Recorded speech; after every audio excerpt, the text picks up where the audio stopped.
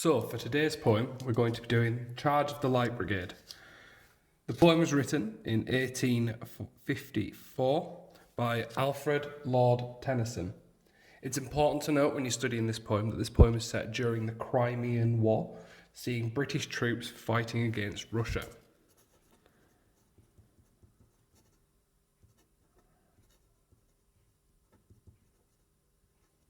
As you'd well expect from a poem written by a British person at the time, this is from the British perspective. So we're going to have a bias towards the British heavily. But there are basic guns and cannons in this battle, but most of the fighting would still happen hand to hand or on horseback. This would allow the horsemen to run in and attack before the guns could reload or the guns could stop them. However, the Light Brigade that this poem's about were very lightly equipped. They were more for scouting ahead or attacking from the back and sides rather than charging straight down the front. Normally you would send the Heavy Brigade or the Dragoons in at the front. During this battle, a miscommunication sends the Light Brigade charging headfirst into the cannons of the other side. It's a huge catastrophe and many of the men died. It shows the British Army and the British society back home that even mistakes can happen. The men were respected for following their orders, even though they knew that the orders would be wrong and that someone may have made a mistake. Some, however, have criticised the way that the men blindly followed instruction without thinking for themselves. Lord Tennyson, who was the poet, was asked to write about their glorious sacrifice by the British government as a propaganda move. Starting with the poem then, the first two lines of the poem we have are half a league, half a league, half a league onwards. Straight away we get the rhythm of the poem and it sounds like the galloping horses. Just to clarify, anything to do with language I'm going to be highlighting in pink, and anything directly related to structure I'm going to be highlighting in yellow. So, starting with the rhythm at the start.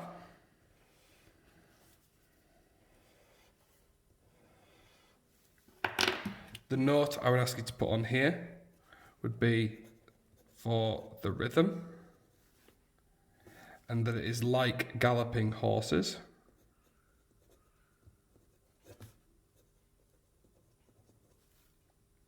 And the effect of this is that it makes the horses and the British Army seem unstoppable.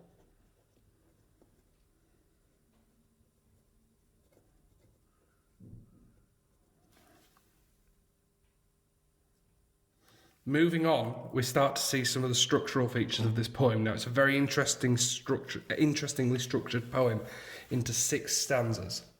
The first structural note that I would make would be the repetition of the phrase rode the 600.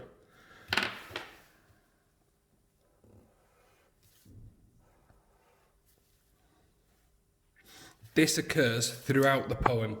There are a lot of references to rode the 600. Take a moment now to highlight those references, please. I'm highlighting these in yellow as they are a structural reference.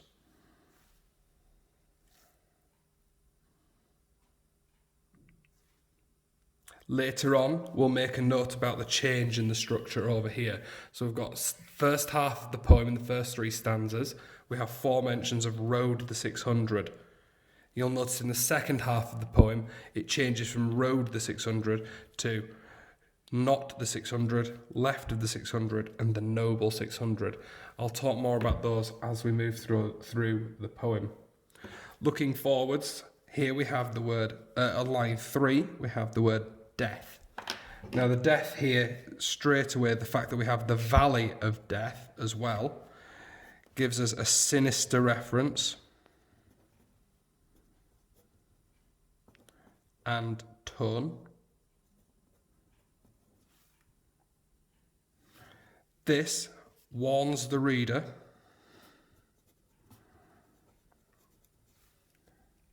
that something bad is going to happen. The technique for that I would define as foreboding. Making that difference between foreshadowing and foreboding. Foreboding, giving that distinction that something negative is going to happen.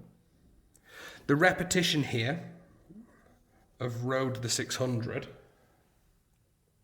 gives us a clear thing. They're presented as not 600 soldiers and 600 horses, but they are instead presented as one group of people, as one unified body.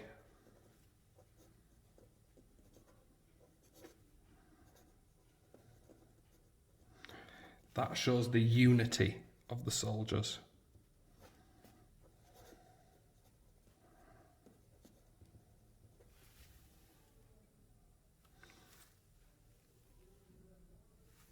We also have a voice that appears here. He said. That gives us a commanding voice in the poem of the commanding officer.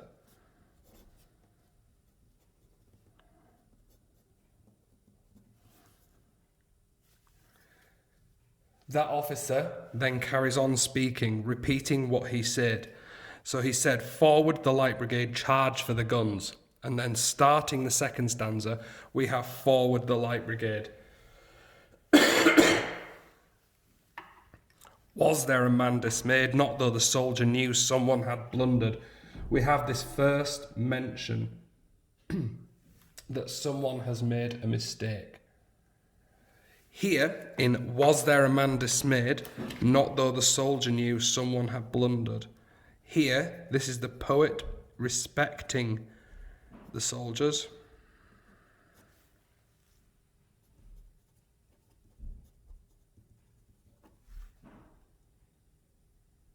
Because they're following their instructions. They're following orders. They are doing their duty to their country. They know that there is a chance that they won't be coming back for this, but they're still doing it. And that's echoed in the next section where we have the tricolon of "theirs not to make reply, theirs not to reason why, theirs but to do and die." So we have the tricolon, or if you'd like to see it as an isocolon, you can, with the similar structure.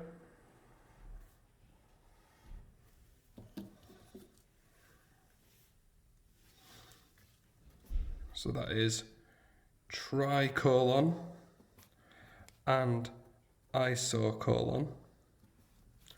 The tricolon meaning that it's been repeated 3 times. The isocolon meaning that the start of the consecutive lines has been repeated, but the end is being varied for elegance. It emphasizes the soldier's obedience.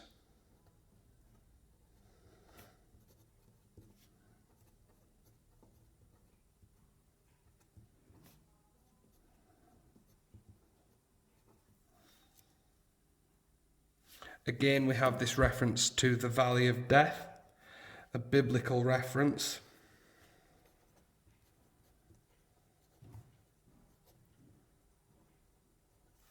Just a moment to talk about that Valley of Death. The phrase Valley of Death here is echoed from the Christian prayer, the Lord's Prayer, which contains the line, "Though I may walk through the valley of death." This phrase being used in the poem is used to show the scale of the importance of what's happening and to give the poem an epic quality. So I would add that note on, that it makes it feel an epic. Epic here not just meaning really good, but epic here giving it that reference to classical tone from the ancient Greek poets such as Homer. Moving on to the third stanza then, we have another set of tricolonic isocolon where we have the consonants sounding like gunfire at the start. So the assonance here and the alliteration of cannon to right of them, cannon to left of them, cannon in front of them, volleyed and thundered, where we have here the alliteration. It sounds like the gunfire.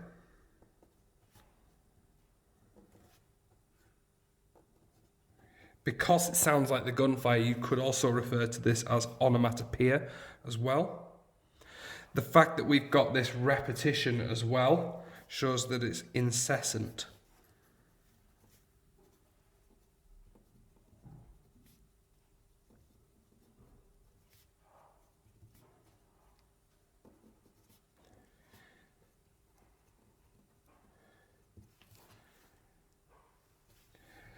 Then we move on to stormed at with shot and shell. We have sibilance here. And the sibilance emphasises the idea of the ammunition firing at them, the sound of the shells flying through the air.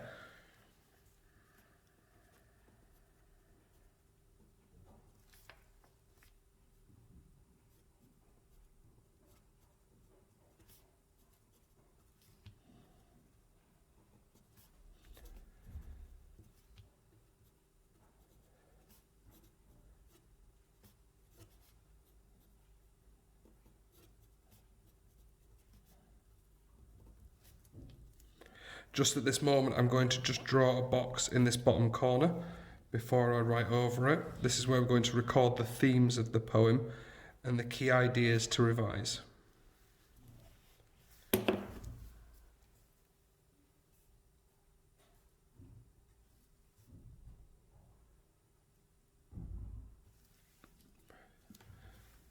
Boldly they rode and well. So here we have straight away, he's praising the soldiers.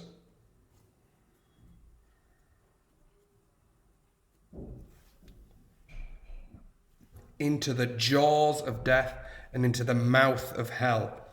The technique here would be personification.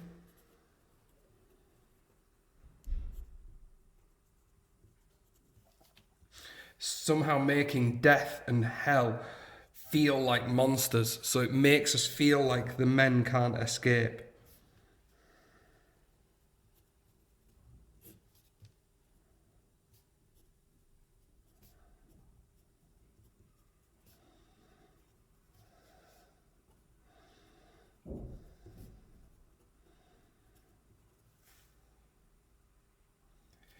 Again, we have this repetition of Road the 600, which just keeps up that foreboding atmosphere.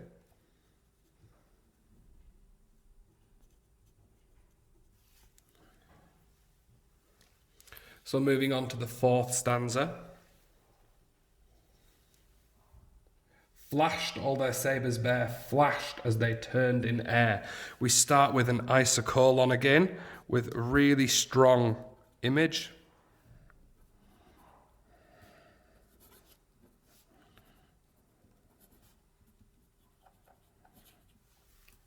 The fact that we have such vivid image allows the reader to feel sympathy and identify with the soldiers.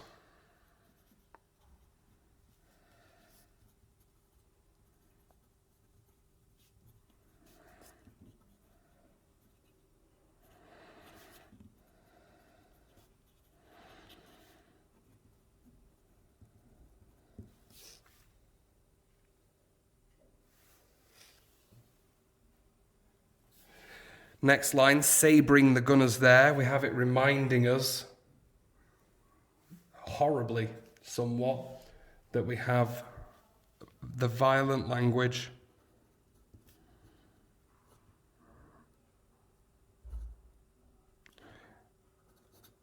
of the soldiers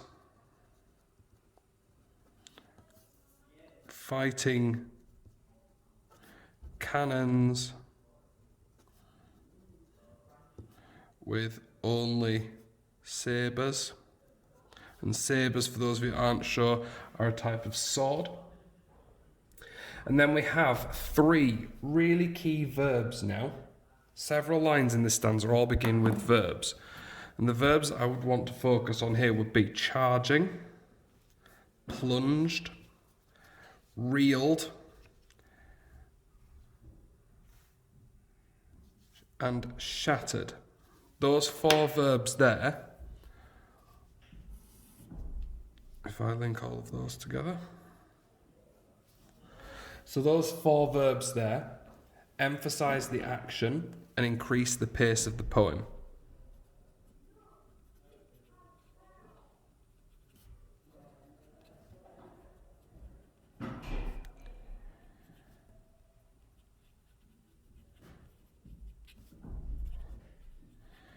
The fact that we have an increase in pace, as you should know from your studies of structure, creates tension.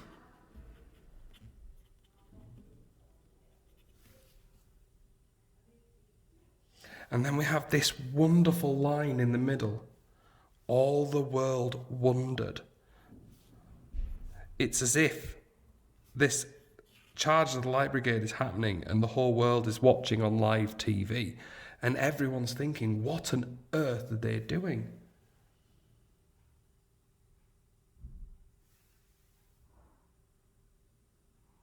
So we've got the double meaning.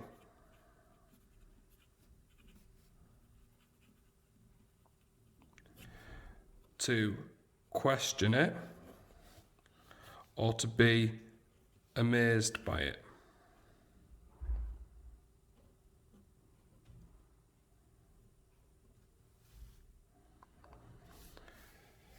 Carrying on then, we have right through the line they broke, Cossack and Russian reeled from the sabre stroke. So again we have that sabre stroke, shattered, sundered, that violent imagery carrying on.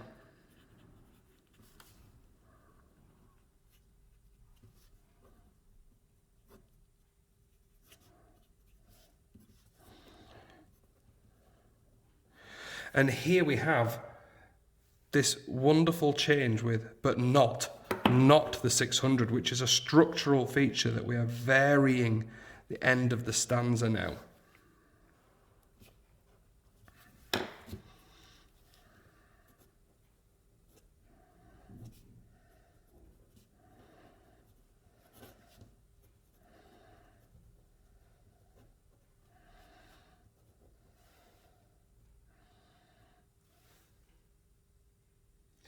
This emphasizes to us that the soldiers are dying.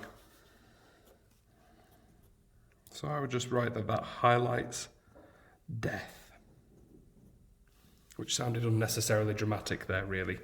Cannon to right of them, cannon to left of them, cannon behind them. It trips us up. We expect this section, we expect to be the same as down here. Cannon to right of them, cannon to left of them, cannon in front of them.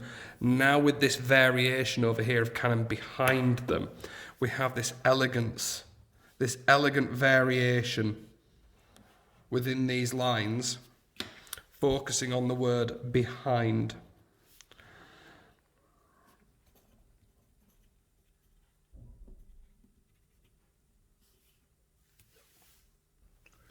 So the repetition and the analepsis here. Also, don't forget the analepsis down here and here with those tricolons and isocolons. It's also an example of analepsis. The repetition and analepsis here, because we have this variation of behind them, that is a twist in the phrase that we'd expect. So what I would expect to see here was see you writing the word para-pros-dokian. So that's P-A-R-A-P-R-O-S-D-O-K-I-A-N, para-pros-dokian. So that's the unexpected word or unexpected variation. It trips the reader up, it unhinges them a little bit. It's starting to make them realise the impact of this. The next line then, we have volleyed and thundered. We have that language again of those strong verbs and that violent imagery that's been repeated throughout. They're powerful, they're onomatopoeic.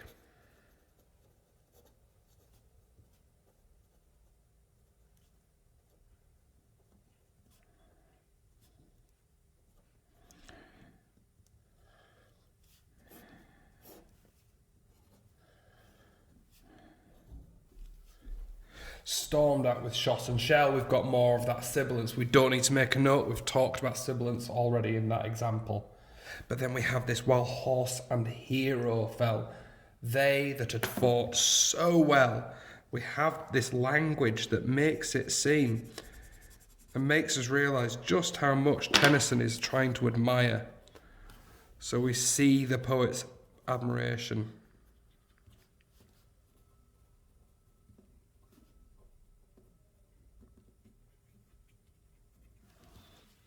Came through the jaws of hell, back from the mouth of hell.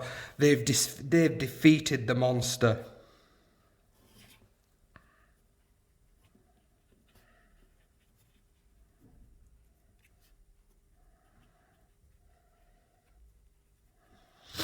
all that was left of them, left of the 600.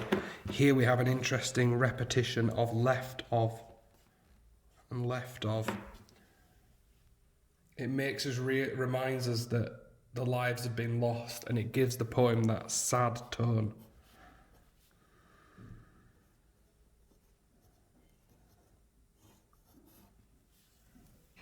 When can their glory fade? Oh, the wild charge they made. We've got that sense of admiration again.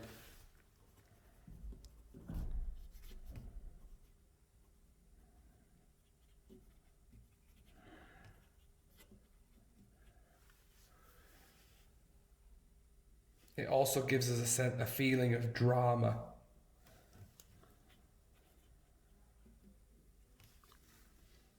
All the world wondered. We're hearing that again, but now we're seeing it in a different way.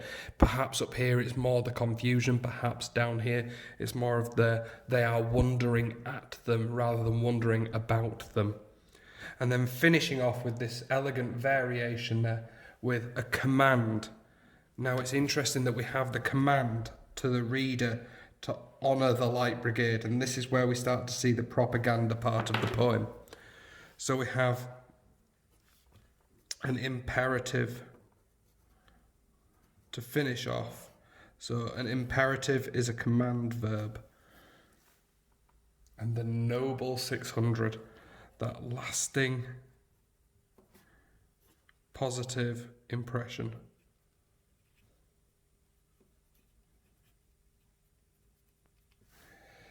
So, 3 of the key themes or feelings and attitudes in this poem that we need to remember are the first one of admiration.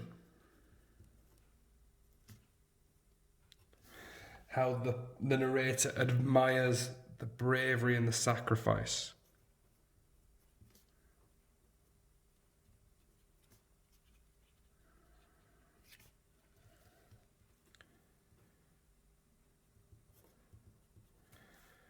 The second one that we get would be patriotism.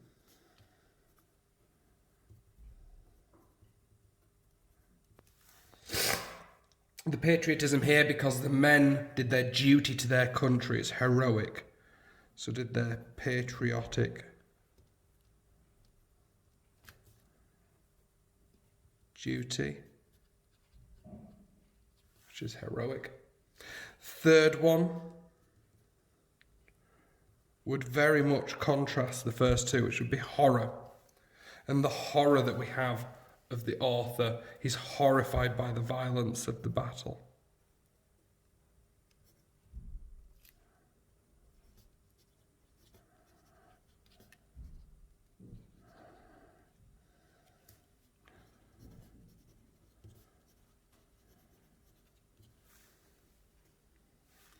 If you want, you could include the idea of remorse.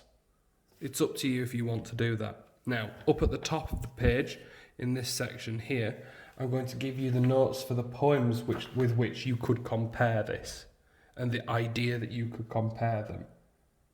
So if you're thinking about the effect of conflict,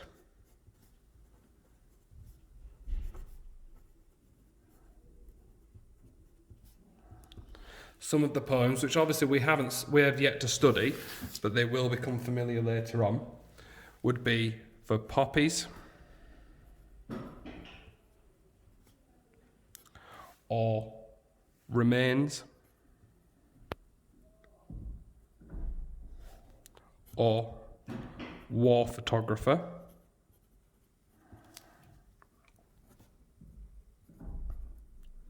now you could obviously talk about bayonet charge and exposure as well here, but to really think about the effect of conflict on people, I would really like to focus on this compared with these 3 because of the contrasting imagery.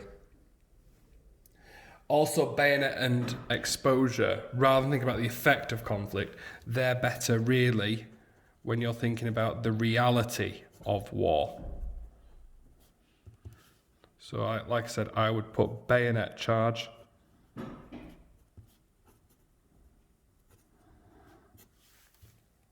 And I would put exposure. in there. There are more that you could do, but these are just 5 that I'm suggesting for now. So feel free to go back, watch through this, copy up any of the notes that you've missed, any of the notes that you need. You should be getting your copies of your anthologies in the post soon. Otherwise, thanks for watching. I'll be on Google Classroom live during our normal lesson if you'd like to watch this and question me. Thank you.